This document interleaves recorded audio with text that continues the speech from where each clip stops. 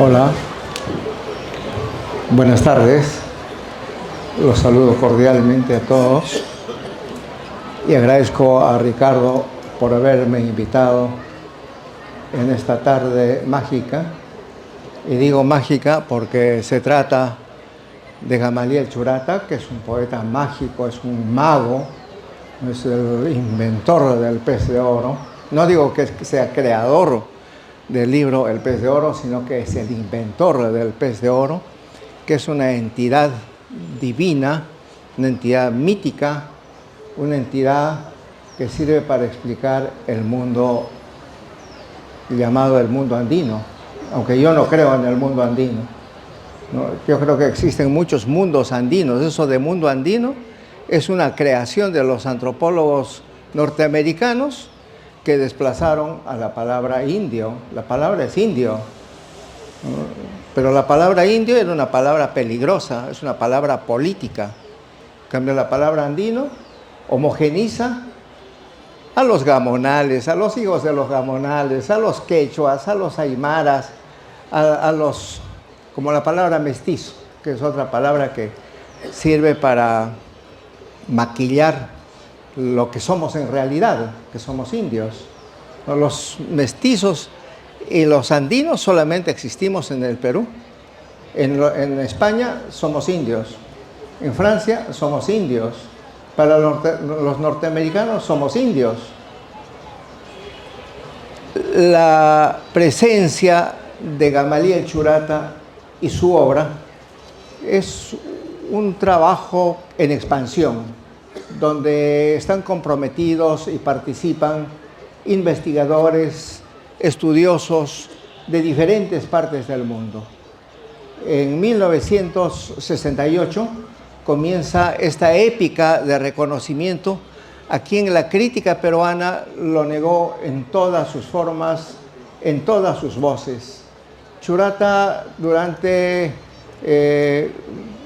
30 años vivió en Bolivia y durante ese tiempo fue como si se hubiera muerto o no hubiera existido nunca.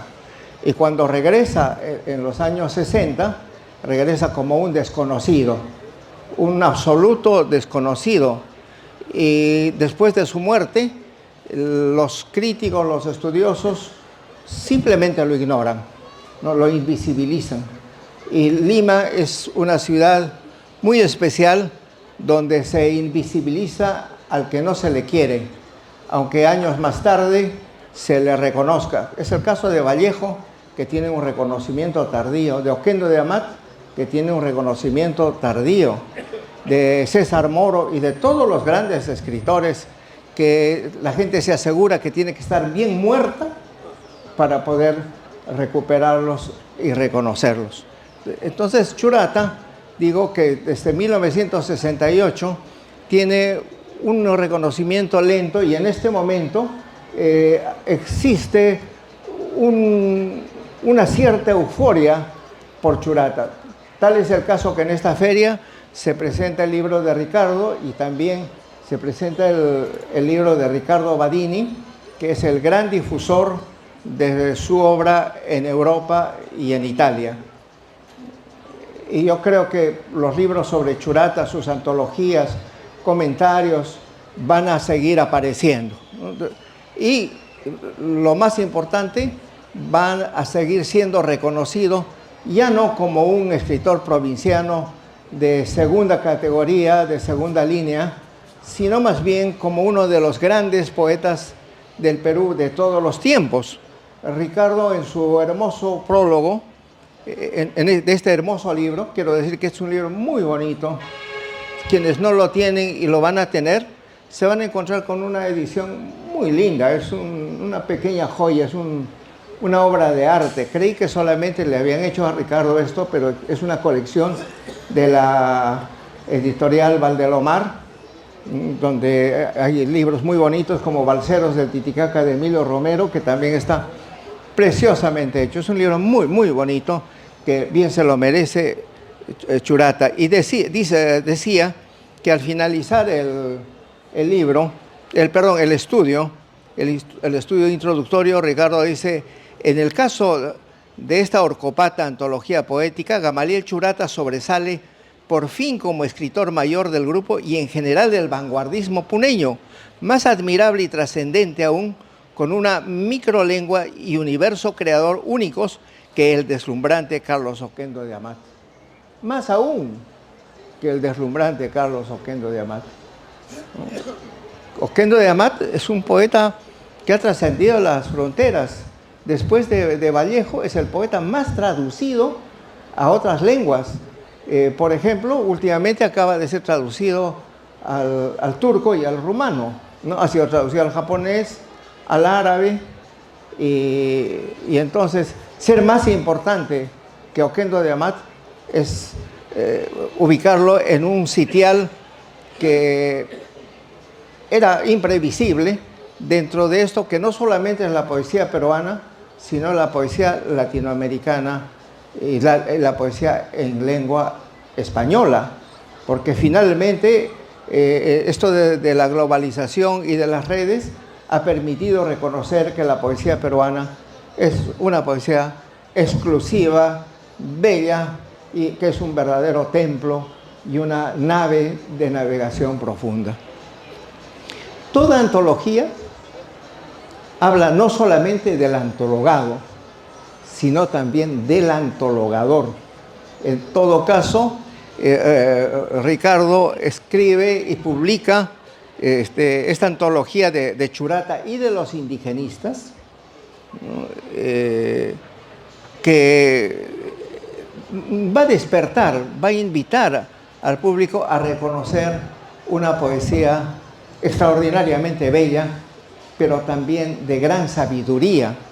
Si en Vallejo encontramos conocimiento universal, conocimiento de las cosas, en Churata encontramos sabiduría.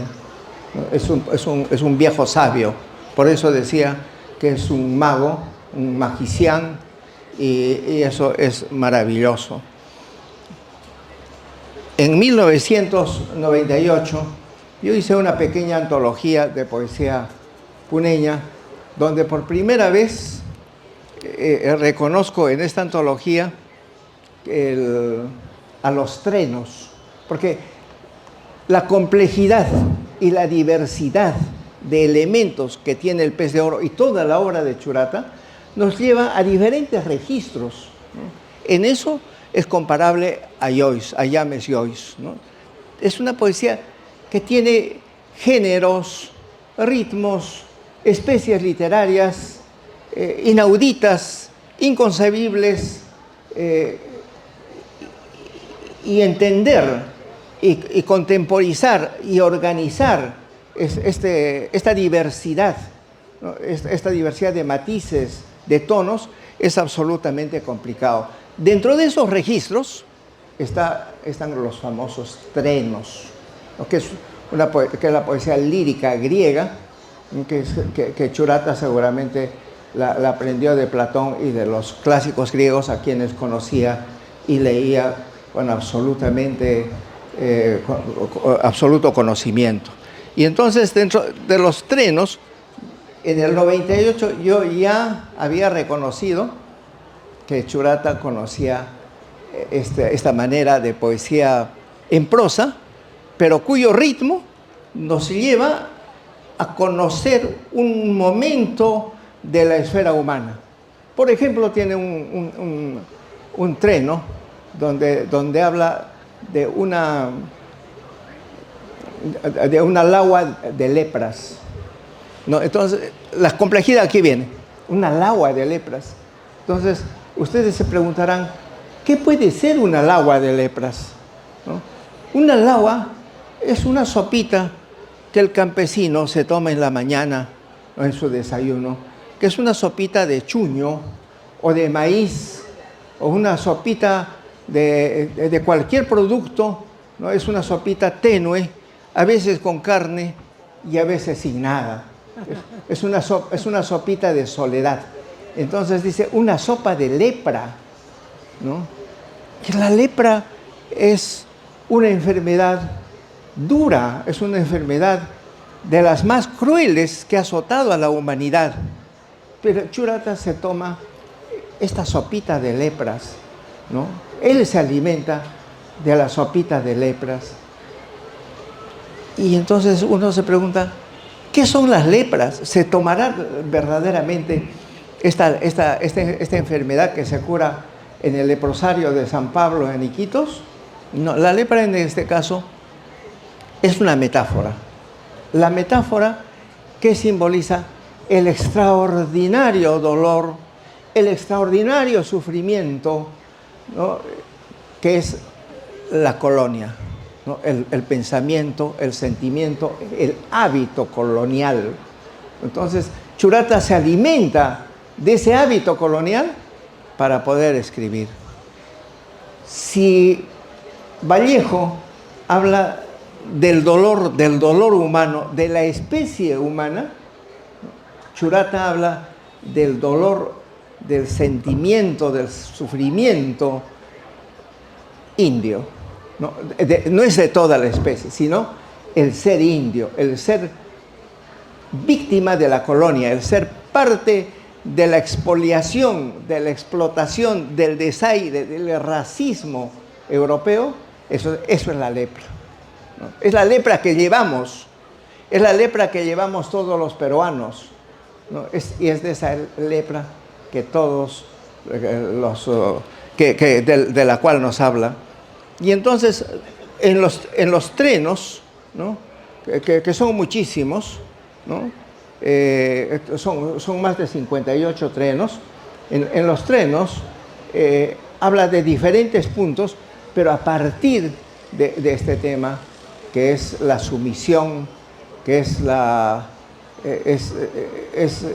desarticulación psíquica del ser humano, ¿no? Es el poeta decolonial, anticolonial. O sea, Churata trae temas absolutamente distintos y registros, como dije, que son muy lindos y que Ricardo ha captado de manera formidable. Uno de los últimos poemas que él selecciona dice: eres el relámpago en el trino, pero en mi sangre está el relámpago del Inca. Es hermoso, ¿no? Eres relámpago en el trino, pero en mi sangre está el relámpago del Inca. Te siento lo que siento, por encontrarle te busco. Si hoy en mí tú estás, ¿en qué chincana le perdiste?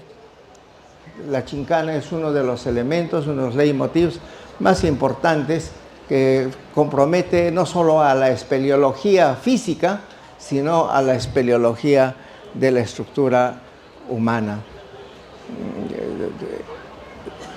Esta antología de poetas vanguardistas es muy interesante y Ricardo ha hecho este paralelo entre Oquendo y Churata, pero no debemos olvidar que el año 27 es el centenario del Collao, ¿no?, del gran poeta Alejandro Peralta, que es otro descubrimiento tardío.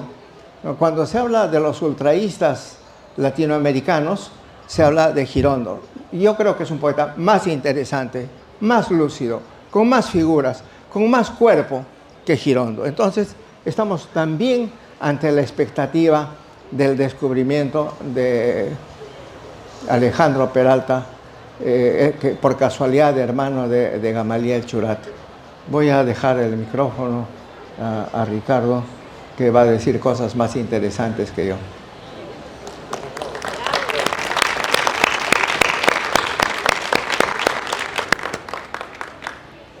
Buenas tardes.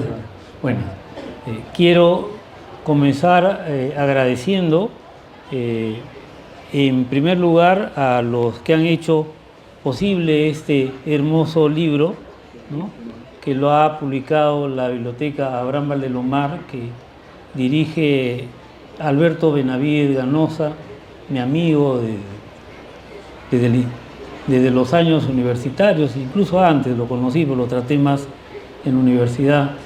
Él recibió con mucho interés esto hace tiempo, me dijo: tienes que hacer algo relacionado con Churata, y quedó ese compromiso que recién se terminó cuajando cuando a fines del año pasado se comunicó conmigo Leonidas Ceballos Mesones, que está acá, que es el que dirige la colección que está dedicada a trabajar, como dice acá el título, ¿no? Clásicos de la provincia. Entonces, Leonidas, que está ahí, no escuchó las palabras elogiosas de Omar a lo hermoso que es el libro, como publicación, el diseño, esta colección que no solamente tiene, como dice Emilio Romero, sino que para que esté más en el rango de la calidad literaria de Churata, acá también salió Catatay de Arguedas, una linda edición, entre otras cosas que ha recogido esta colección, ¿no? Entonces, bueno, Leonidas ha hecho un trabajo y un poco que el llamado de Leonidas me hizo acabar esto que venía hace tiempo dándole vueltas, ¿no? Muchas gracias, Leonidas. Y también quiero agradecer dentro de la biblioteca a César Panduro Astorga, que ha sido muy importante también en interesar a que salga este libro. En la confección del libro ha colaborado también porque me aceptó Omar Aramayo que incluya como un complemento del libro una glosa, un comentario que hace uno de los poemas de Churata. Está simbólicamente lo he hecho intervenir porque yo considero que él es como una prolongación del grupo Orcopata. Ha heredado, ¿no?, esa extraordinaria capacidad que tuvo el grupo Orcopata de tener raíces muy fuertes, como dice Churata, en la célula, le viene la célula antigua, pero de otro lado es un gran conocedor de no solo la literatura, es un gran conocedor de la cultura contemporánea, muy al día, y cuando quiere puede escribir de un modo que parece un civilizado occidental, tiene algunos libros de ese tipo, pero cuando quiere escribe como cuico, como indio, como diría. No sé si han leído el monumento que publicó el año pasado dedicado a Churata, ¿no?, que es casi de 1000 páginas, y ahí él escribe de una manera churatiana. Es un español que a ratos no es español, que es quechua, aymara, que se va volviendo algo muy complejo, ¿no? Entonces ha terminado identificándose tanto con el autor que termina siendo como una prolongación creadora sin perder su capacidad crítica. A mí me fue extraordinario ese libro, pero de ahí saqué un texto y por eso quería especialmente que esté, porque de alguna manera es coautor de este libro, ¿ya? Bueno, pero antes de eso, yo quisiera hacer una breve síntesis de cómo llegué a este libro. A mí siempre me ha interesado mucho esa época de Vallejo, la época del final del modernismo, todo lo que lleva a la vanguardia y después la posvanguardia. Y bueno, Vallejo es el autor central en mi múltiple dedicación a varios escritores peruanos. Pero al trabajar Vallejo, muy pronto me di cuenta de la importancia de que hubiera habido este grupo que hizo que Mariátegui hable de un indigenismo vanguardista. Yo me acuerdo que desde que comencé a dictar clases en la universidad del 71, ya mencioné como algo muy peculiar dentro de la vanguardia, que no se le daba importancia, dice, el indigenismo vanguardista. Y solamente había leído la antología esa que sacó el Instituto Puneño de Cultura, dedicada a Churata. Entonces, pero dije, acá, veía que incluso el mejor trabajo que había en esa época, que sigue siendo fundamental, el libro de Luis Monguió, La poesía posmodernista peruana, habla de un modo muy somero, no le da la importancia de vida. Entonces dije, no, yo ya comencé a hablar de que este grupo era muy importante, y eso creo que puede haber tenido alguna repercusión en gente de la universidad que después ha terminado trabajando. Pero, aunque le daba importancia, para mí la cosa cambia cuando sacó sus memorias Luis Valcárcel, y yo las comenté en el Dominical del Comercio. Era un joven, eso debe ser el 76, por ahí, 77, y me buscó Emilio Vázquez, ¿no?, que era uno de los que todavía vivía del grupo Orcopata, y muy noble, muy culto, además que tuvo una presencia muy fuerte en Ica. Por eso también entre los clásicos de la provincia está Emilio Vázquez con sus Paisajes de Ica. Que mucho tiempo vivió ahí. También está acá, Leonidas también lo editó. Entonces, la cuestión es que Emilio Vázquez quiso hablar conmigo, vio que hablaba de Valcárcel y me dijo, sí, muy interesante, pero ¿usted conoce a Churata? Sí, le digo, sí. Él es el hombre ahí. Entonces, yo no tenía una conciencia tan clara de la magnitud hasta que buenamente Emilio me llevó a su casa, y él tenía, pues, en la Nacional no se conseguía la TEA completa, no había, él la tuvo que donar, tenía el boletín Titicaca, originales, todo eso. Entonces, él y su hijo Honorio Vázquez me dieron cuenta, de alguna manera me desaznaron un poco, ¿no?, que no era solamente algo muy, muy curioso, sino caramba. Entonces, eso me hizo que yo haga un elogio de Gamaliel Churata el año 83, ¿no?, parodiando el elogio al Inca Garcilaso, ¿no?, de Riagüero, ese elogio a Gamaliel Churata que era necesario, ¿no? Entonces, hace tanto tiempo. Y bueno, pero una apreciación que yo hice sublevó al cuico que hay dentro de Omar Aramayo. A pesar de que elogiaba a Churata, le pareció poco. Cuando yo me permitía disminuirlo frente a la hazaña trílcica. Y no me acuerdo, sería muy largo, pero podría traer las citas. Sí es verdad que yo decía que era, pero que le faltaba. Se enojó en un prólogo que hizo los Anales del Cusco, Omar, a quien lo conocía, pero no lo había tratado tanto en esa época.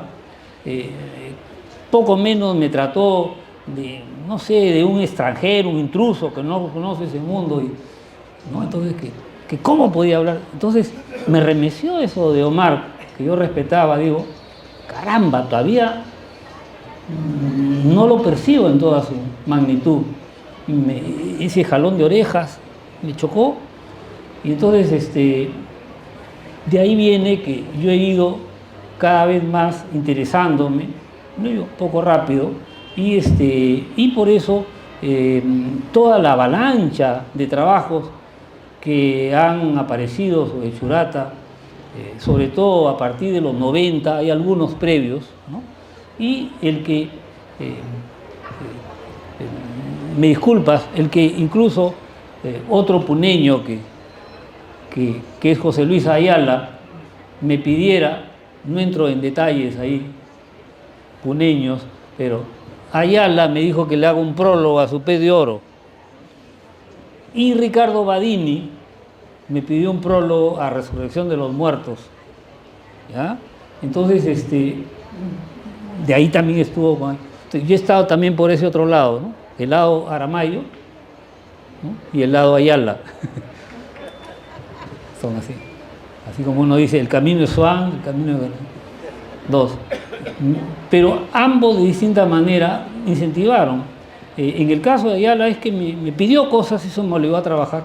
Pero el caso de Aramayo es que he ido cada vez más conversando, y Aramayo me hizo sentir más, le debo más que a nadie haber apreciado, sobre todo a Churata, pero en realidad todo el grupo. ¿De acuerdo? Entonces, quiero resumir qué puede tener de provocador e interesante esta antología, porque algunos podrían decir que no están todos, porque muchas veces se menciona como orcopatas a autores que no han sido del grupo, que han sido más o menos amigos, como por ejemplo ese poeta notable que es Alberto Mostajo, pero no era orcopata, ¿no? O sea, ¿por qué no está acá? Algunos han sido cercanos, y a otros no los he puesto por un criterio ya discutible de exigencia y calidad. Entonces me he quedado con los que, entre los orcopatas, los que me parece que tienen poemas antologables, ¿no? Eso es un poco... Bueno, la impresión es que, a pesar de que la etiqueta de Mariátegui fue muy importante, indigenismo vanguardista, es que también no ha permitido leer en toda su magnitud lo que fue ese grupo y sobre todo a Churata. A Churata no le gustaba el término indigenista, pues Churata se consideraba indígena. Indio. Indio, ya, así que indio, ¿eh? No se consideraba alguien que hablaba de los indios, él era indio en su célula. Y eso les había enseñado Encinas desde el colegio, adentro son. Porque no es una cuestión de pedigrí biológico, sino es una cuestión de sensibilidad y de cultura y de visión del mundo. Uno es indio por la visión del mundo, no por el color de la piel. ¿Ya? Eso lo aprendieron desde el colegio con Encinas, ¿ya? Y eso mismo tiene Vallejo. A mí fue bien fácil notar que Vallejo es eso. Vallejo no necesita incluso dominar las lenguas indígenas como Churata, ni siquiera necesita eso para ser impresionantemente de célula india. Lábrase la raza en mi palabra, ¿no? O sea, todavía prefiero a Vallejo, no sé si me ocurre. ¿Todavía? Todavía, digo, porque él me arremetió, todavía me parece un fenómeno más excepcional. Pero esa célula, ese ser indio, tampoco le gustaba a Vallejo. Vallejo nunca se llama indigenista. Iguales son.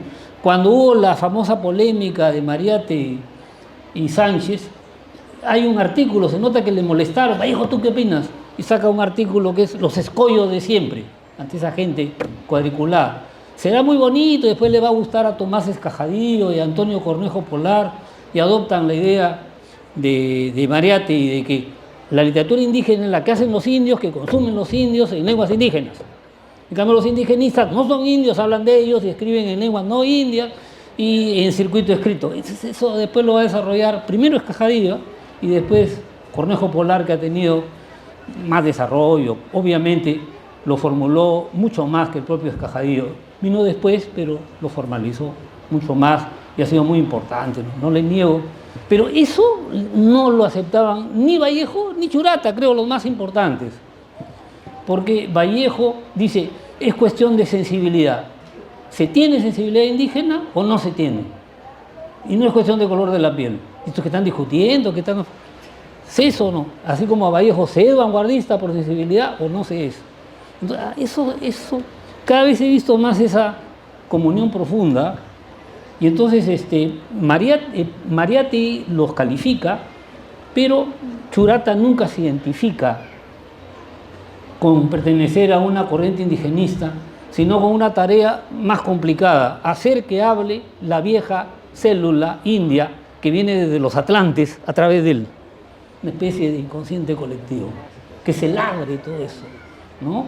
Porque más indio que él no hay.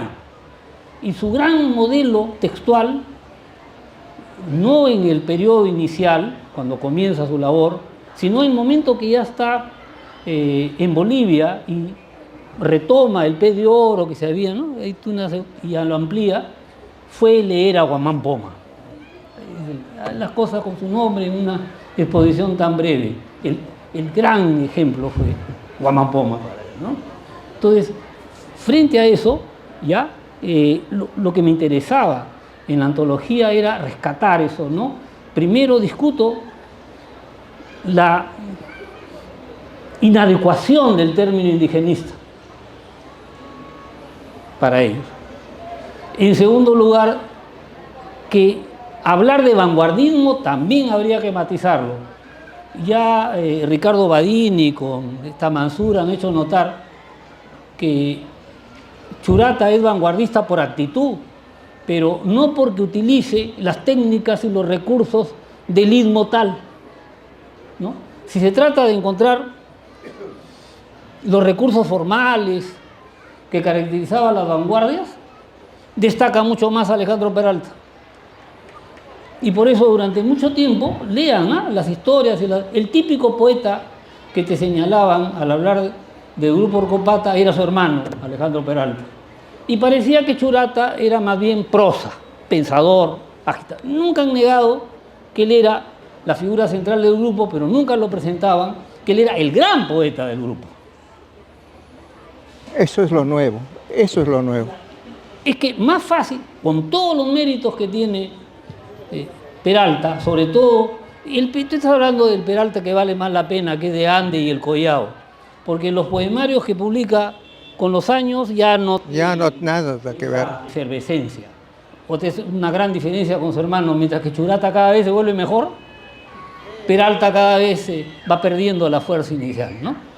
Entonces, aunque Peralta es un poeta notable en Ande y el Collao, e incluso la editorial Titicaca se creó para apoyar con reseñas el lanzamiento de Ande, y su hermano se la jugó. Churata se la jugó por su hermano para crear un boletín que hablaban de Ande. Yo no niego, y yo durante mucho tiempo creía que era el poeta más importante, Alejandro Peralta, porque es más fácil de leer la poesía de Peralta, que es muy buena, pero que dialoga muy claro con el ultraísmo, el cubismo, el estridentismo, ¿no? Lo cual también le pasa, y me gusta mucho más, pero no es del grupo, lo cual también le pasa a ese gran poeta puneño que es Oquendo de Amat.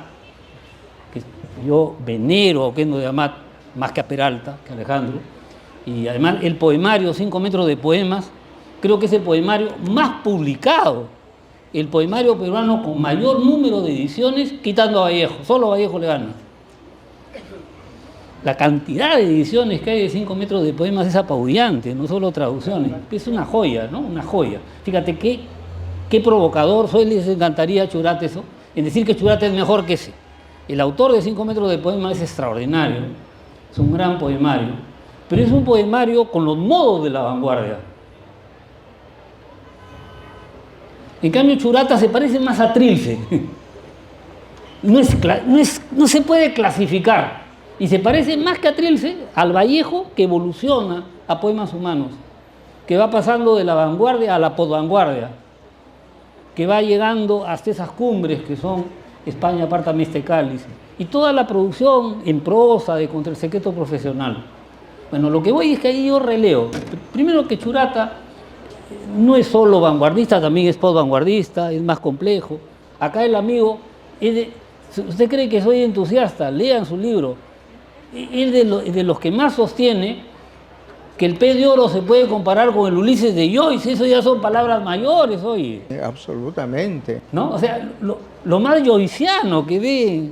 ¿Te das cuenta? Eso lo he invitado acá porque si yo soy provocador, él... Ni siquiera dan Buenos Aires, ni siquiera dan Buenos Aires. Así es.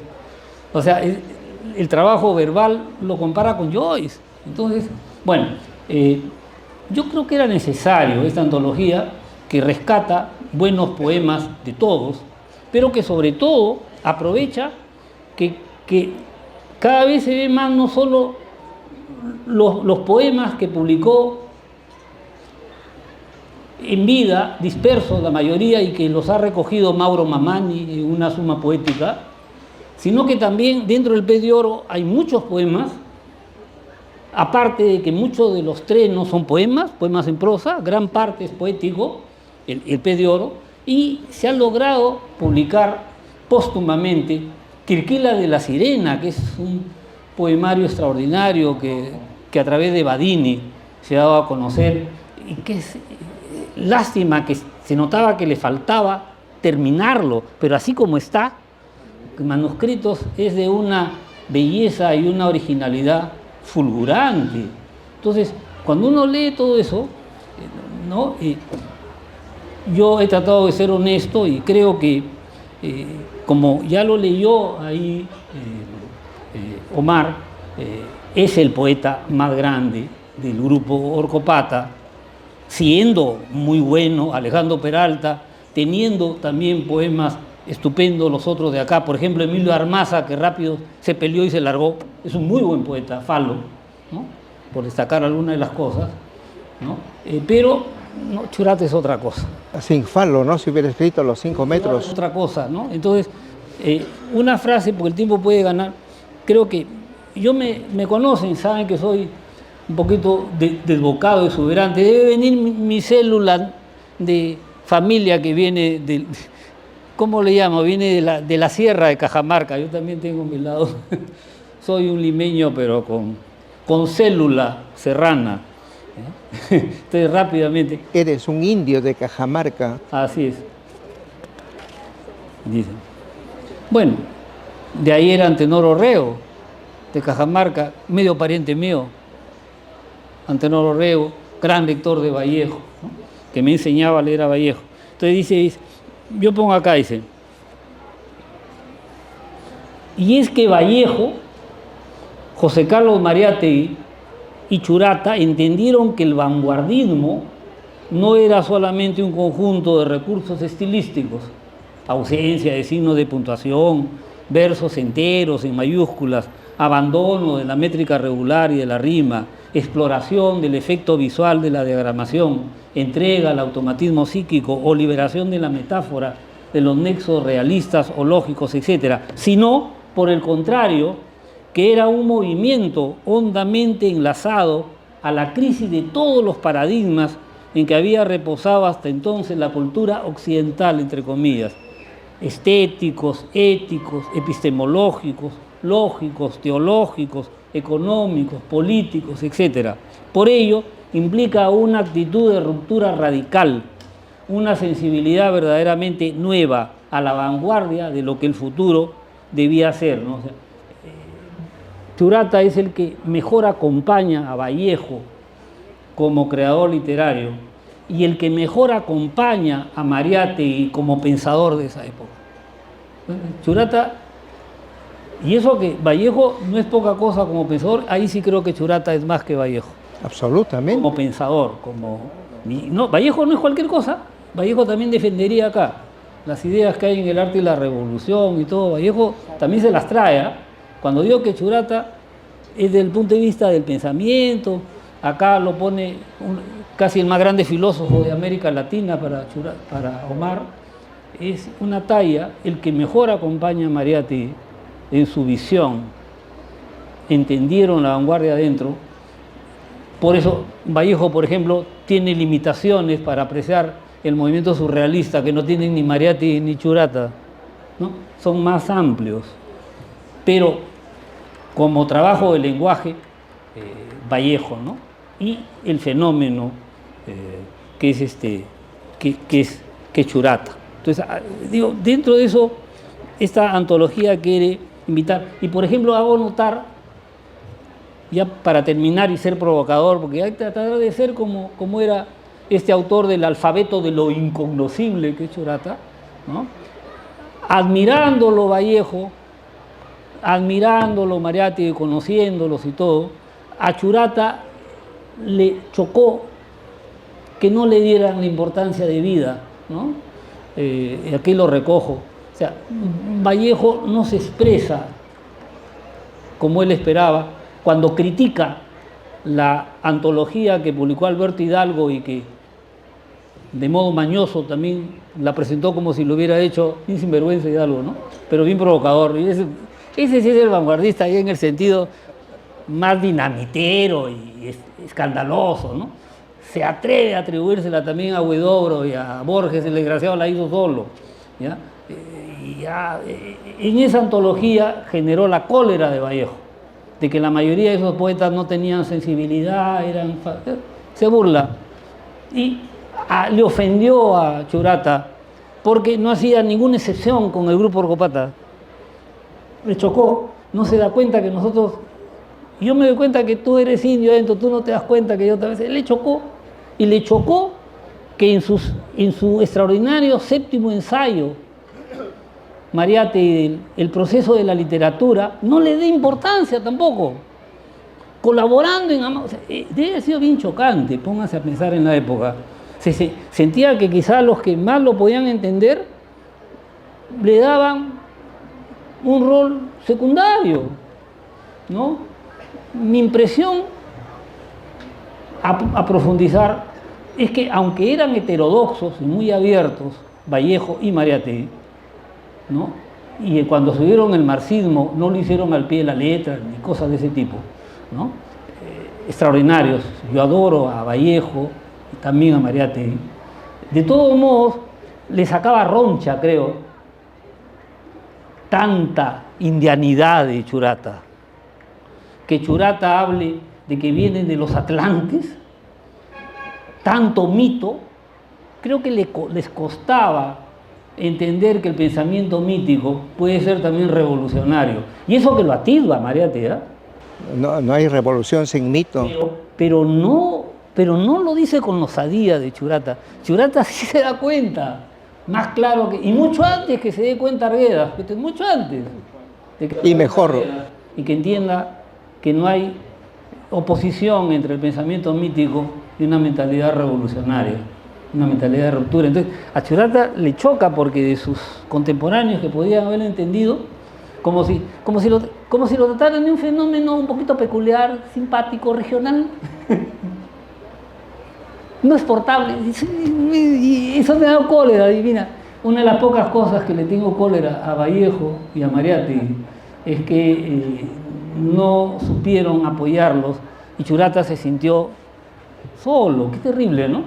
Pues se va a Bolivia, donde lo reconocen más, vino, como dice acá, murió casi junto con Arguedas, con poca diferencia de semanas.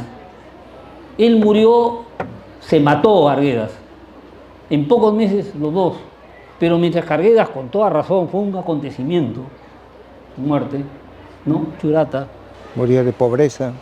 Pobreza y 4 amigos, ignorado. ¿Quién será este hombre?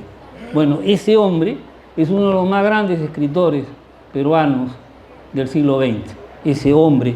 Y dentro de la escritura que cabe todo, es el mejor poeta que da la vanguardia. Bueno, no digo la vanguardia, que da esa época, porque no es solo vanguardia. La palabra vanguardia le corta el fenómeno Churata. Es el mayor creador poético que da el Collao, que da el Collao en los años 20, 30, 40. Estoy incluyendo los bolivianos también, es el mayor fenómeno. Bueno, eso quería decirles, que agradezco mucho pues nuevamente a la Biblioteca Abraham Valdemar el haberme permitido este nuevo elogio de Churata. Muchas gracias.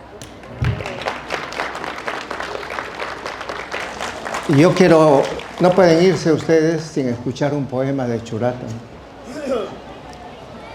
Jaili, alto ahí, miuras toriondos, todo dolor es indio, el callar si no es indio, no es callar, las mugres todas son indias, si el llorar no es indio, ¿qué es?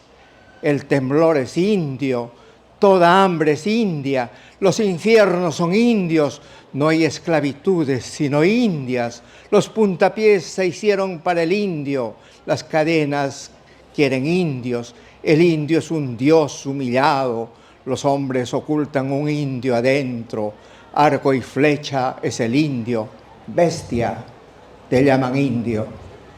Uno más, ¿ya? ¿Verdad? Por tanto, un poema corto. El hecho más brutal que padece es que en poco tiempo muere su primera esposa y muere su hijito, que se van a convertir en la figura de la sirena y el pez de oro, ¿ya? Chalwa. Entonces, que están, y no solo en el pez de oro, en toda su producción. Hay un poema, un jai pequeñito, dentro del pez de oro. Vean la capacidad de Churata de dialogar con famosos poetas. Hay un poema extraordinario de José Martí, que no veía a su hijito porque su esposa se hartó de que se dedicara a salvar a su pueblo, él no le dedicaba tiempo y se largó con su hijo, con Ismaelillo, ¿se acuerdan? Tuvo que crear una revista el pobre Martí para educar a su hijo a la distancia porque estaba tan preocupado con su Cuba. La mujer lo hartó, estaba harto, no entendía. Entonces ahí tiene un poema hermoso donde él dice que su hijito están en el lecho y se ha tirado encima y está cabalgando sobre él, es un caballero. Lo jinetea, hermosísimo ese poema de padre, amoroso, de Martí. Y está, para no interrumpir, el famoso poema de Rubén Darío, mira, grande, que habla de, ¿quién no recuerda? La princesa está triste, la princesa, ¿qué tendrá la princesa? Que termina diciendo, calla, calla, princesa, en caballo con alas hacia casa encamina, ¿no? Vencedor de la muerte, el feliz caballero que llega, ¿no? Se acabó en caballo con alas, vencedor de la muerte. Recuerden que dice, está dedicado a su hijito muerto. Guaguay, guagualay. Las exclamaciones de guagua, guaguay, guagualay. Un potro de ávidos hijares, un dolor te hizo caballero. No debajo del potro, sobre él vienes vencedor de la muerte. Es hermoso, el hijo es el bien. El hijo muerto viene vencedor de la muerte, no el eterno masculino que está esperando la princesita. Tú eras mi caballero y ahora viene vencedor de la muerte. Amo el dolor con que tu amor me enciende, pues solo así soy, Naya soy. La dolorosa ánfora de tu madre, amo, pues solo en ella estoy, y dame el jugo de tu sangre, que es tiempo, Huahuicay.